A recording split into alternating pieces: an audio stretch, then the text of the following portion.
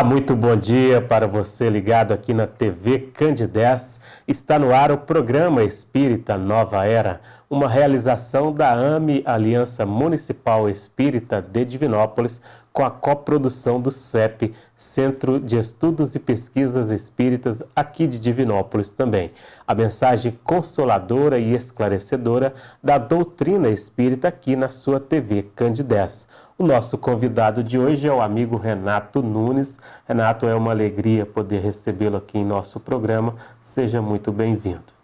Bom dia a todos os ouvintes da TV Candidez. Bom dia.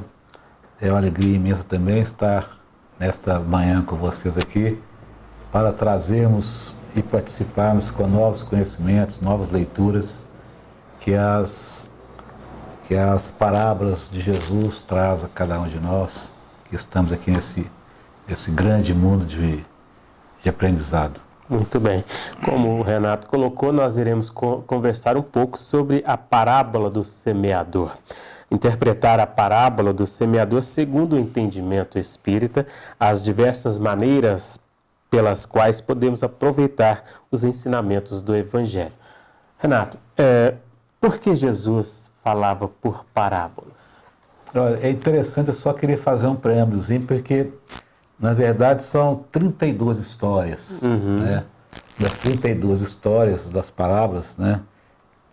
A parábola do semeador, talvez seja a parábola mais bonita e que Jesus ensinou, na verdade, para os seus apóstolos. Sim. Foi a única parábola que ele se explicou claramente aos seus apóstolos, né? E é muito importante ressaltar que Jesus ele usava as parábolas, né, como meio de ilustrar verdades divinas. Sempre como meio de registrar as verdades divinas. E nessa época, quando ele faz a parábola do semeador, né, ele vivia naquele espaço da Galileia, onde que a agricultura e os agricultores é de uma riqueza muito grande. Né? E ele sempre exemplificou as suas parábolas, né, sempre nas coisas perceptíveis às pessoas que estavam vivenciando aquele momento. Então, as parábolas são sempre lembradas, são histórias fortes, né, que marcaram um povo daquela época e que ainda marca os povos da atualidade. Então, Jesus sempre levava, através da sua parábola, as verdades divinas, né, para que as pessoas pudessem ter uma forma mais aclarada e perceptiva de buscar inquirir-se o que significava aquelas palavras ditas por Jesus naquele momento, da qual ele falava para o povo. E também é importante ressaltar que as parábolas eram muito comuns, né, no judaísmo. E também é importante ressaltar que cada história, cada palavra, cada texto tem uma nova maneira de ser interpretada. Isso aí é muito rico, formar isso aí, né? Muito bem. Emmanuel coloca assim no livro Fonte Viva, ele intitula o título Semeadores. E aí ele traz uma passagem em Mateus capítulo 13, versículo 3, onde ele coloca assim: eis que o semeador saiu a semear. E Emmanuel fala assim, todo ensinamento do Divino Mestre é profundo e sublime na sua menor expressão. E ele coloca assim, que não nos fala, Jesus, que o semeador deva agir através do contrato de terceiros, pessoas outras, ou seja, sim que ele mesmo saiu a semear. Então, ali é um ensinamento assim, profundo de quando mesmo Jesus falava assim, vá e não peques mais, ou seja, haja, começa a procurar a fazer outra coisa, ou seja, busque a fazer o melhor. Então, esse momento, essa interpretação desta parábola do semeador, como nós podemos colocar isso no dia a dia nosso? Na verdade, essa fala, né, do semeador é para que, despertando o povo daquela época, né, para que pudesse ser como solo fértil. Sim. Né, que se preparasse para receber, né, os ensinamentos divinos de Jesus. Porque quando você prepara o seu terreno para que a semente possa dar bons frutos, você tem dentro de si uma percepção, uma capacidade de mostrar a você mesmo o seu avanço moral, a sua busca espiritual, a sua vivência com aqueles que estão à sua volta, vendo que a sua terra começa a estar preparada para que a semente possa dar bons frutos. E esse solo no sentido figurado, né? Que quando ele coloca é o sentimento, é o coração mesmo. Na verdade, quando Jesus, as palavras têm esse sentido, né? Tudo em sentido figurado, né? Por que o sentido figurado? Às vezes, quando o apóstolo pergunta por que ele fala em parábola, você perguntou, né? É justamente porque assim, muitas pessoas não entendem e não vão entender, né, o sentido das parábolas.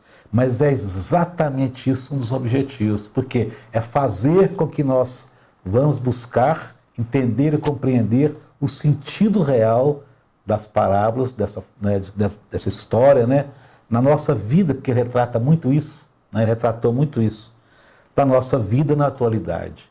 Então, assim, ele como um pedagogo nato, né, ele tinha capacidade de observar, de pegar os fibrilamentos do povo daquela época, daquele momento que aquele povo vivia, das suas ações diárias, e transformar em parábolas ou uma história, né, para fazer o povo que está vivendo aquele dia a dia, né, que vê, mas não enxergue, né, que ouve, né, mas não escuta, ou vice-versa, né, para assim, te dar um estalo, para você entender, né, se situar da importância da divindade dentro de cada um de nós.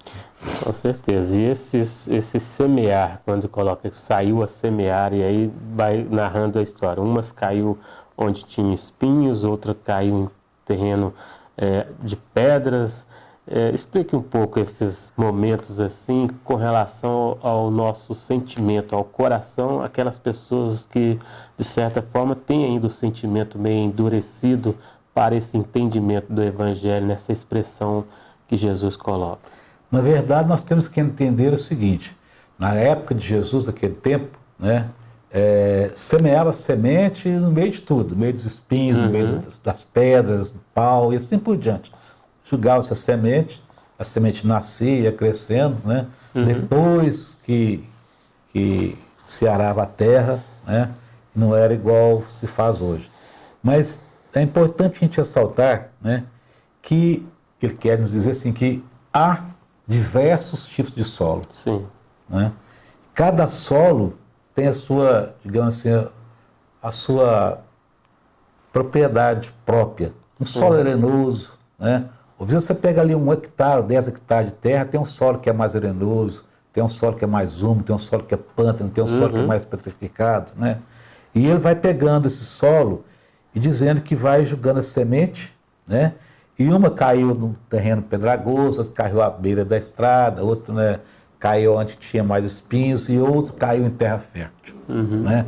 Mostrando para nós, né, que cada um de nós, né, tem um terreno próprio, cada um de nós tem um solo próprio, cada um de nós aduba o seu solo, né, diante da capacidade de entender e compreender os ensinamentos de Jesus.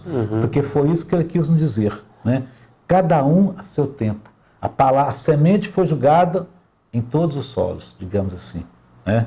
Mas compete a cada um de nós absorvermos essa semente no nosso solo interior, no nosso coração, e deixar que essa semente frutifique.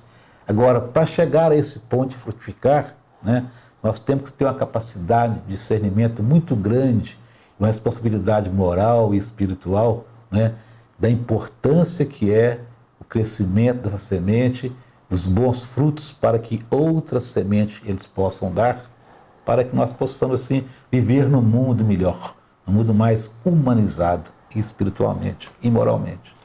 Com certeza, e entender mesmo assim que nós somos esse solo que, na verdade, se a gente for colocar em consideração a outras parábolas também, por exemplo, a parábola do trabalhador da última hora, trabalhador da videira seca, né, vamos colocar assim, é justamente esse espírito, neste momento evolutivo dele, despertando para o entendimento da mensagem do Evangelho de Jesus. Porque o terreno seco, o terreno pedregoso, o terreno com espinhos, é aquele momento que a pessoa ainda não está apta a entender esses processos evolutivos de ser imortal que é, e vai nos dando esse norte de nos colocar a par desse ensinamento grandioso do Mestre.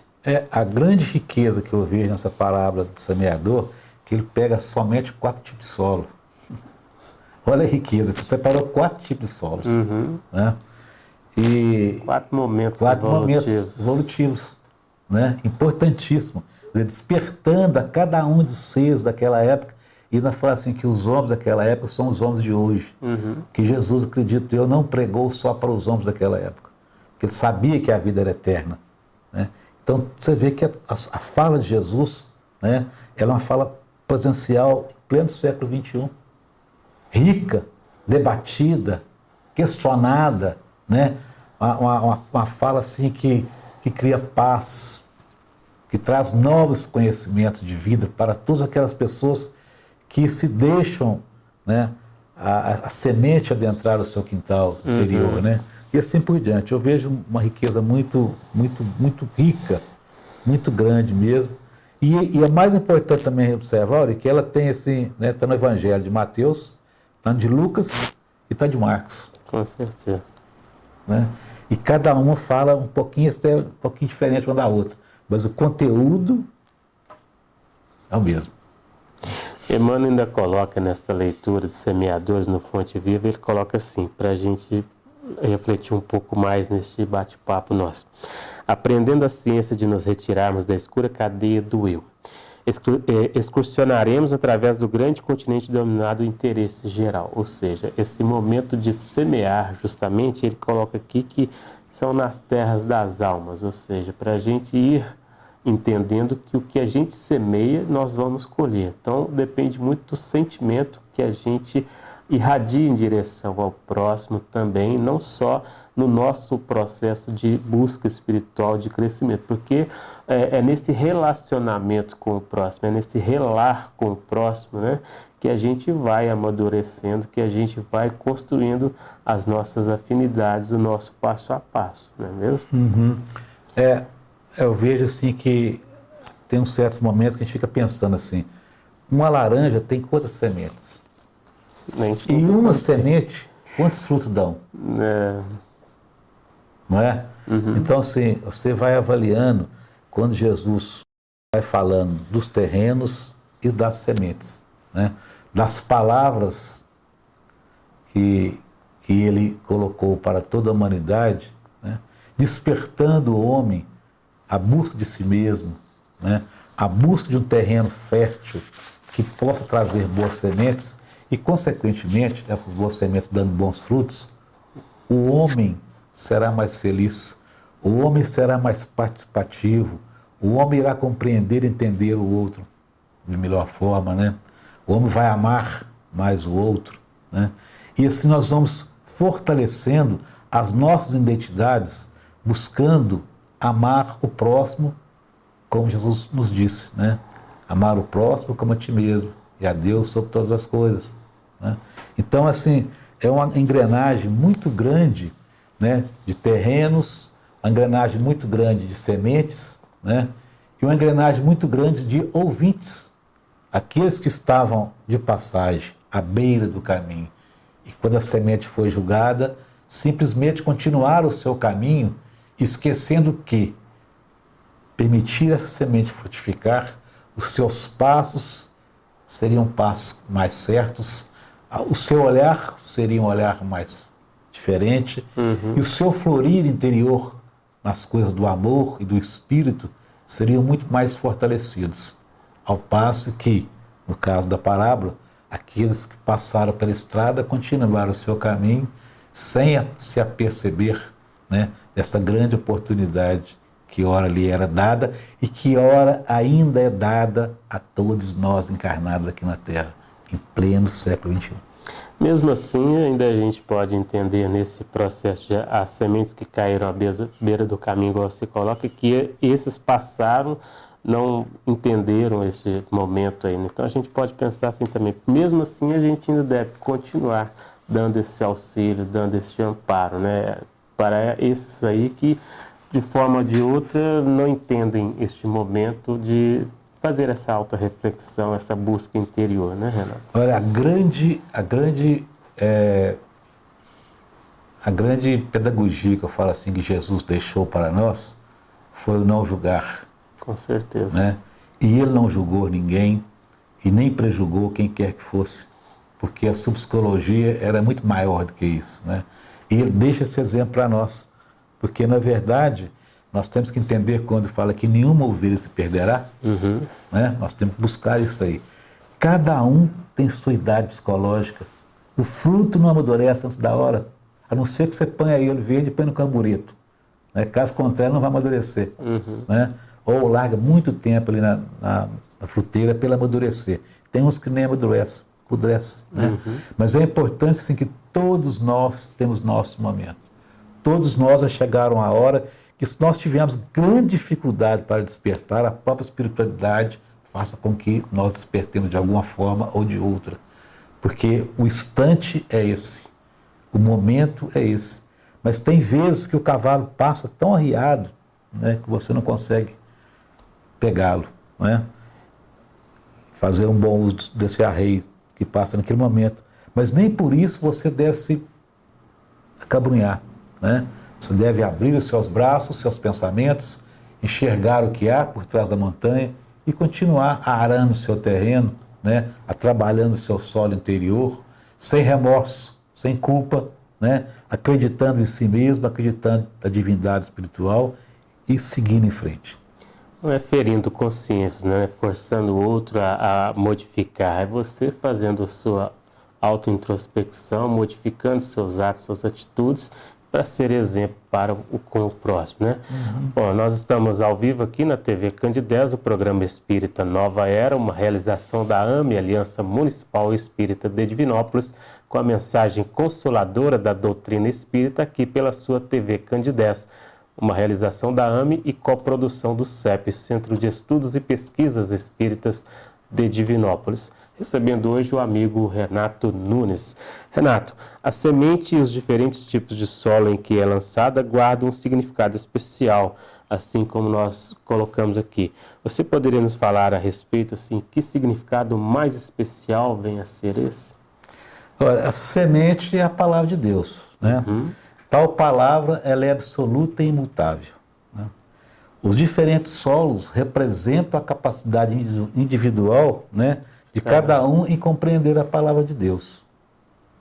Então, assim, o solo é tão mais fértil quanto melhores foram as suas condições de absorver essa semente. Com certeza. Então, a visão que eu falo assim, você faz essa pergunta aí, as sementes de diferentes solos, eu vejo dessa maneira, né? E aqui a gente poderia citar, assim, se você achar necessário, cada tipo de solo e o significado desse tipo de solo no nosso dia a dia, né? Você quer que a gente fale sobre isso aí? Porque ele fala, né, que, assim, que quando semeavam, né, uma parte da semente caiu ao pé do caminho e vieram as aves e a comeram, né? Não chegaram, pois, a germinar, né? Ou seja, as pessoas representadas pelo terreno situado à beira da estrada foram totalmente refratárias ao Evangelho. É que eu disse no passado.